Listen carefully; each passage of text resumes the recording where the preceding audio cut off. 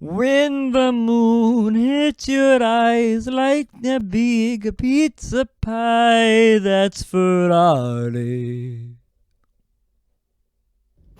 Welcome back. Today we have Speed Champion set 76906, a 1970 Ferrari 512M, which is a modified version of the 512S, which I think S stands for sport, but M is modified, or in Italian, sorry for this butchering, modificato or modificata. I'm not sure, don't take Italian. This is a Group 5 racer. This is a, I believe, released in 69 and 70s. It was called the 70 because they came out later on. And is a 5-liter, 12-cylinder, mid-engine race car. That's why the 512 comes from. And it is an endurance racer. Definitely served in 24 hours of Daytona and 24 hours of Le Mans. You can see a lot of those. This was actually designed later on because the Porsche 917, I think, was kicking its ass. So they redesigned and modified some things with the original 512. And that's where we get this version from. So it's interesting that they give us the modified version and not the S. But if I remember correctly, the S has the Codalonga. I think that's how you pronounce it. But that's basically an aerodynamic set that goes in the back of it to reduce drag or downforce, I believe, but it's an add-on you can do. And I think Lego so far, by the impressions of it, has done very well. You have the little Ferrari logo right there, which I don't really build Ferraris. I like to say the word, but I don't really care for them. So this is gonna be one of my first sets of theirs, and I'm kind of stoked to do it. Not as much as Lamborghini Countach, but you know, we'll see what happens. On the other side, we have our wheel, which I really enjoy. It's like that mustard yellow or mustard orange, what it looks like. I like this addition to it. You know, it makes me feel like that Speed Champions are all the reason why I collect them is because you want the wheels for them, because they do try to make custom wheels for every set or custom colors, which is different per car.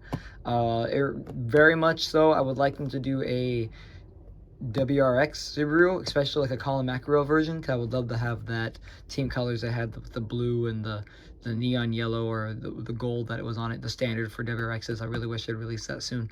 And I like that so far, the mustard. I'm excited to get those wheels out. And on this side, you have the Ferrari official product stand, which always is nice to have. It makes you feel like you're buying something special and important. And on the back, we have a picture of the 512, which you can notice right here. I believe that's the rear view mirror.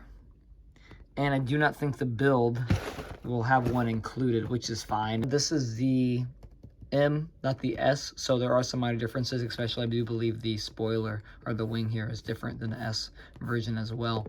But in the back we have some stock photos, some like, you know, made photos for that, and then you have the one photo of the car, which is kind of cool.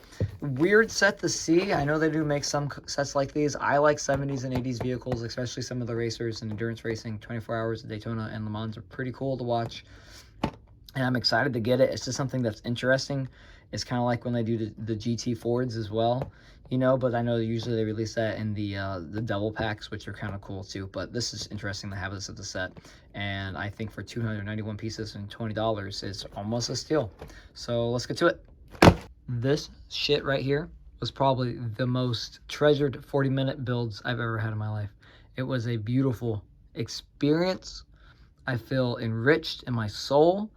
And it was just a wonderful cleanse after doing the Countach. Now, I do have some gripes, but overall, I think it was a really good done set. Let's dive into the minifigure right now. So we have just one basic minifigure come with it. He has this little cool Ferrari racing suit, jumpsuit. Has some printing on the legs, nothing on the side, nothing on the arms, but we do have a front and back print with the logo and his little zippers right there. He does come with a helmet and his hair. No other accessories, which is weird, because usually they always give them like a screw or a wrench or something in their hands, because usually, you know, they work on the cars. But I guess he's just a driver.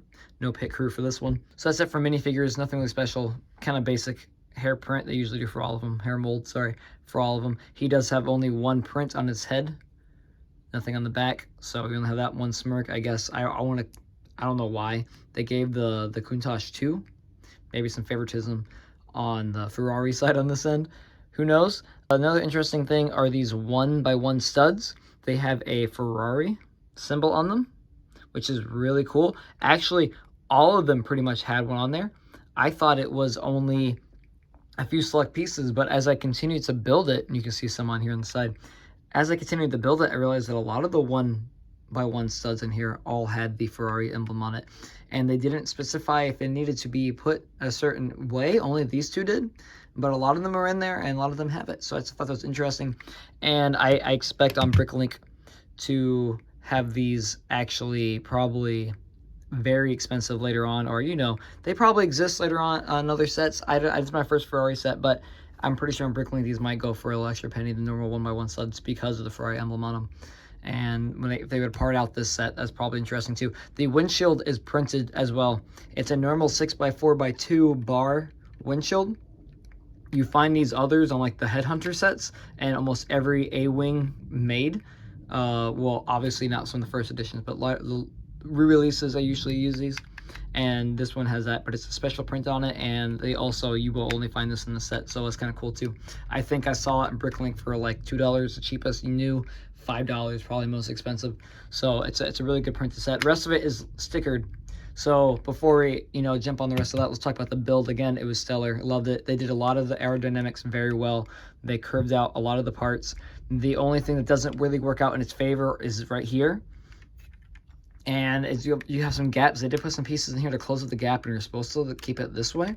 And this part in the front fender also comes up. Now, what they did is they put a rod here and just put some clips right here and here, with two 1x1 studs or the 2x2 studs. With the 1x stud, but it's like a 2x2 brick with the horn or the nail on it. I'm not really sure, but they used it right there, and it keeps it from coming over on an angle. I don't know why they did that. It kind of felt like an amateur build, but I don't think it was that good of an idea, but it definitely does kind of make it wonky in the front here. I don't like that. That's my least favorite thing about the build.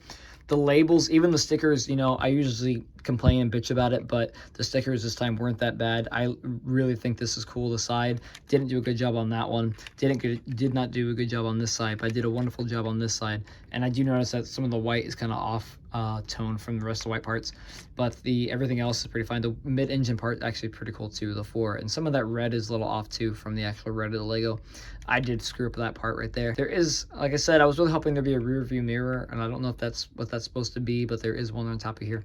It does open up, and you have your gauges, your speedometers and whatnot, and you have your steering wheel. Nothing spectacular. No manual transmission in here, no stick on that, so that kind of blows. I'm guessing these might be your mirrors. I'm not really sure what those are exactly, but like I said, it's pretty solid. You have your air induction right here for cool air intake, right? I believe that's what that is. And you have some printed pieces in there, sorry, sticker pieces in there. And right here, see, look, it comes up. Like, I don't know, just the front end just kind of bothers me on that. All right, we're back. So like I said, I just don't like that front end piece. This whole front part, the build was kind of wonky, but the rest of it's pretty solid and it looks pretty cool. And the wheels look great. I like that gold, that mustard yellow, and I like this gray part here and another sticker right here. And like I said, those Ferrari 1x1 studs are awesome. It feels I don't know if it's biased, but it feels like it goes faster than the Countach. I haven't tested it yet, but it does feel more aerodynamic than the Countach when I do the rolling test on them. I don't play with the sets, but I do like to swoosh them around a little bit because it's just interesting to have. Plus, they're more than just dust collectors. You can look at them; they're pretty decent. And yeah, so he just goes right in there in the little driver's seat, cockpit, you want to call it, and that's pretty much it. It's a wonderful little set. For 20 bucks, I think it's better than the Countach. Even though the Countach is more popular, I would probably vote up for the 512M. I think it's way better. And if you can pick it up, especially for, like I said, for the 1x1 Ferrari studs and for the windshield at least. Resale-wise, that'd be pretty, like I said, $5 at most on Bricklink for that. If you're partying it out, that's definitely what I would go for. But just for a collector piece for Ferrari, it's really delicious. Like, it's a little taste of Italy in your hands. And that's all I could ask for from a Lego set. So I recommend for 20 bucks. Yeah, hell yeah, buy it. Well, thanks for watching.